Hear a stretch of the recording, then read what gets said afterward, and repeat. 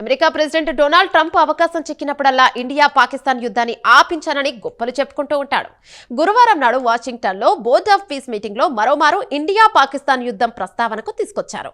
ఇక ఈ యుద్ధాన్ని నేనే ఆపించా, కావాలంటే పాకిస్తాన్ ప్రధానమంత్రి షాబాజ్ షరీఫ్ను అడగండి అంటూ మిస్టర్ షరీఫ్ ఒక్కసారి మీ సీట్లోంచి లేచి ఏం జరిగిందో చెప్పండి అంటూ పురమాయించారు. దీంతో షరీఫ్ గొంతులో పచ్చివలక్కాయ పడ్డట్లు అయింది. ఇక తాజాగా గురువారం జరిగిన బోర్డ్ ఆఫ్ పీస్ మీటింగ్ లో జరిగిన పరిణామాల గురించి మరింత సమాచారం తెలుసుకుందాం.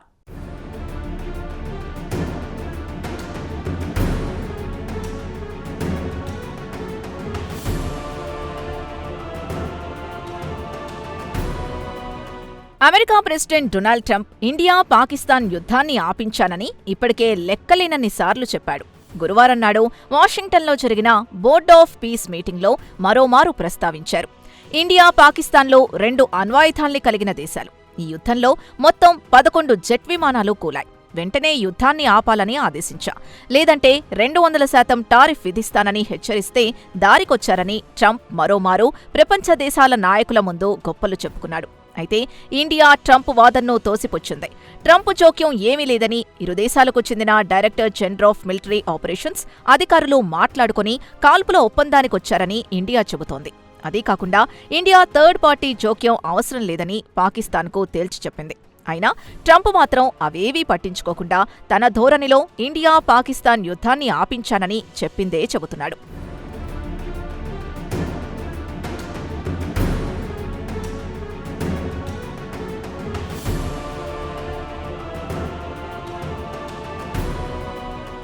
అయితే బోర్డ్ ఆఫ్ పీస్ ఈవెంట్లో ట్రంప్ మాట్లాడుతూ ఈసారి కూలిన విమానాల లెక్కను తప్పుగా చెప్పారు. గతంలో 6 కూలాయంటే ఈసారి మాత్రం మరో 5 పెంచి 11 జెట్ విమానాలు కూలాయని చెప్పుకొచ్చారు. అయితే న్యూఢిల్లీ మాత్రం ఎన్ని విమానాలు కూలాయో కూడా స్పష్టంగా చెప్పడం లేదు. అలాగే చీఫ్ ఆఫ్ డిఫెన్స్ స్టాఫ్ కూడా ఎన్ని జెట్ విమానాలు కూల్చాయో చెప్పకుండా సస్పెన్స్లో ఉంచడంతో గందరగోళ పరిస్థితి ఏర్పడింది. దీనికి తోడు ఎయిర్ ఫోర్స్ కూడా ఆపరేషన్ సింధూర్లో తమ వైపు నుంచి పైలట్లు ఎవరూ ప్రాణాలు కోల్పోలేదని తెలిపారు. అయితే చీఫ్ ఆఫ్ డిఫెన్స్ స్టాఫ్ సింగపూర్లో ఫారిన్ కరెస్పాండెంట్లతో మాట్లాడుతున్నప్పుడు యుద్ధం ప్రస్తావన వచ్చింది.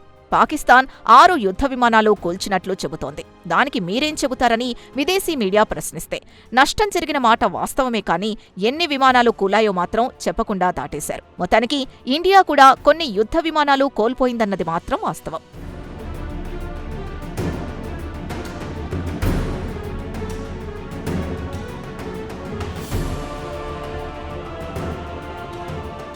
ఇక ట్రంప్ ఈ మీటింగ్కొచ్చిన పాకిస్తాన్ ప్రధానమంత్రి షహబాజ్ షరీఫ్ని ఉద్దేశించి, మిస్టర్ షరీఫ్, దయచేసి లేచి అసలు వాస్తవాలు చెప్పండి.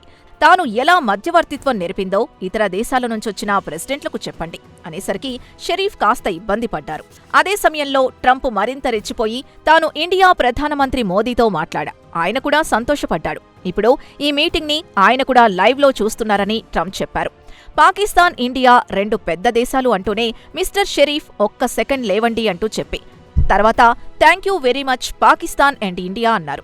పాకిస్తానీ పీఎం షరీఫ్ తమ చీఫ్ ఆఫ్ ఎయిర్ స్టాఫ్ ముందు మాట్లాడుతూ ట్రంప్ జోక్యం చేసుకుని యుద్ధం ఆపించారు. 25 మిలియన్ ప్రజల్ని కాపాడారని చెప్పారని గుర్తు చేశారు. ఇండియా పాకిస్తాన్ల మధ్య యుద్ధం భీకరంగా సాగుతోంది.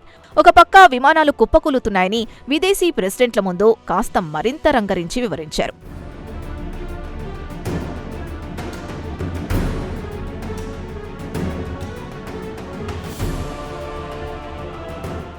25 మిలియన్ ప్రజల ప్రాణాలు కాపాడారని మీరే కదా ప్రకటన ఇచ్చింది షరీఫ్ అంటూ పాక్ ప్రధానిని ప్రశ్నించారు. తన అంచనా ప్రకారం అంతకంటే ఇంకా ఎక్కువే ఉండవచ్చునని అన్నారు. ఇక ఇదే ట్రంప్ గతంలో తాను ఇండియా పాక్ యుద్ధంలో జోక్యం చేసుకుని యుద్ధాన్ని ఆపించా, సుమారు 10 మిలియన్ల ప్రజల ప్రాణాల్ని కాపాడానని గతంలో కూడా చెప్పారు. మరి ఈసారి దాన్ని 25 మిలియన్లకు పెంచారు. అలాగే 11 యుద్ధ విమానాలు కూలాయని కొత్త పల్లవం అందుకున్నారు. టారిఫ్ పాలసీని తెచ్చి ఇరు దేశాల మధ్య యుద్ధాన్ని ఆపించానని చెప్పారు ట్రంప్. యుద్ధం జరుగుతున్న సమయంలో తాను మోదీకి, షరీఫ్కు ఫోన్ చేశాను. ఇండియా ప్రధానమంత్రి మోదీ తనకు బాగా పరిచయమే. వెంటనే మోదీకి కాల్ చేసి మీరిద్దరూ ఒక ఒప్పందానికొచ్చి యుద్ధాన్ని ఆపకపోతే 2 దేశాలతో వాణిజ్య సంబంధాలు క్లోజ్ చేస్తానని హెచ్చరించా. అది కాస్త బాగానే వర్కౌట్ అయిందన్నారు.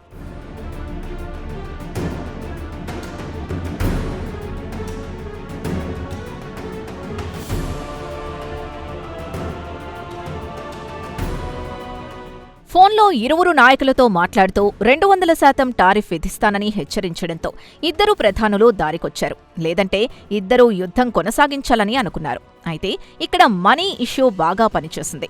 డబ్బు విషయం ప్రస్తావించేసరికి ఇరువురు నాయకులు కాస్త చల్లబడి యుద్ధం ఆపడానికి అంగీకరించారు. ఇరు దేశాలు అమెరికాకు భారీ ఎత్తున ఎగుమతులు చేసి పెద్ద ఎత్తున డబ్బు సంపాదించుకుంటున్నాయన్నారు.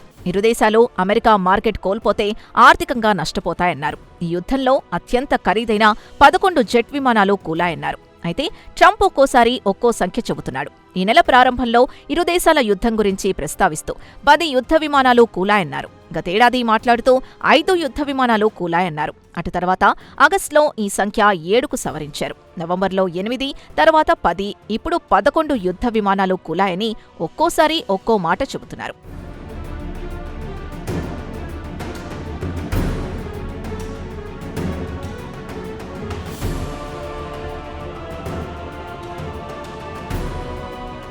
ఇవన్నీ ఒకెత్తైతే తాను అధికారంలోకొచ్చిన మొదటి సంవత్సరంలోనే 8 యుద్ధాలు ఆపించానని గొప్పగా చెప్పుకొచ్చారు. అలాగే ఇండియా పాకిస్తాన్ల యుద్ధం ఆపించానని ఇప్పటివరకు కనీసం 80 కంటే ఎక్కువసార్లు చెప్పుంటారు. అయితే ట్రంప్ వాదనను ఇండియా తేలికగా కొట్టేస్తోంది. ఇక ఇండియా విషయానికొస్తే గతేడాది ఏప్రిల్ 22న పెహల్గాంలో 26 మంది హిందూ టూరిస్టులను పాకిస్తాన్కు చెందిన టెర్రరిస్టులు కాల్చి చంపారు. దీంతో ఇండియా గతేడాది మే 7న ఆపరేషన్ సింధూర్ పేరుతో యుద్ధానికి దిగింది. కేవలం 3 రోజుల్లోనే పాకిస్తాన్ కాళ్ల బేరానికొచ్చింది. వాస్తవంగా జరిగింది ఇదైతే ట్రంప్ మాత్రం ఎక్కడ సందు దొరికితే అక్కడ ఈ విషయం ప్రస్తావించి క్రెడిట్ కొట్టేయాలనుకుంటున్నాడు. మరి ఇలానే చెబుతూ పోతే ఆయన విలువే పోతుందని రాజకీయ పరిశీలకులు భావిస్తున్నారు.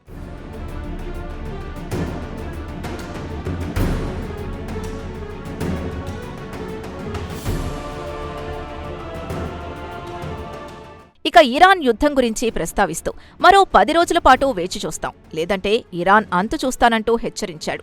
గురువారం నాడు జరిగిన బోర్డ్ ఆఫ్ పీస్లో ఈ విషయాన్ని ప్రస్తావించారు. ఇక అసలు విషయానికొస్తే ఇరాన్ వద్ద సుమారు 9,250 కిలోల యురేనియం స్టాక్ ఉందట.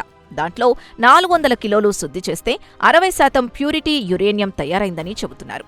దాన్ని మరింత శుద్ధి చేసి 90%కి తీసుకొనొస్తే అణ్వాయుధాలు తయారు చేసుకునే స్థాయికొస్తుంది ఇరాన్. ప్రస్తుతం ఇరాన్ అణ్వాయుధాల్ని తయారు చేస్తోందని, వెంటనే ఆపాలని, లేదంటే తాము ఇన్స్పెక్టర్లను పంపిస్తాం, వారిని అనుమతించండని అమెరికాతో పాటు పాశ్చాత్య దేశాలు ఇరాన్ని డిమాండ్ చేస్తున్నాయి. మరి ట్రంప్ అనుకుంటున్నట్లు 10 రోజుల్లో ఇరాన్ 90% శుద్ధి చేసి అణ్వాయుధాల్ని తయారు చేయగలదో లేదో చెప్పలేం. మొత్తానికి అమెరికా మాత్రం ఇరాన్ని అణ్వాయుధాలు చేయకుండా నిరోధించడానికి 10 రోజుల గడువిచ్చి మిలిటరీ యాక్షన్కు దిగాలనుకుంటోంది. మరి ఈలోగా పరిణామాలు ఎలాంటి మలుపు తీసుకుంటాయో వేచి చూడాల్సిందే.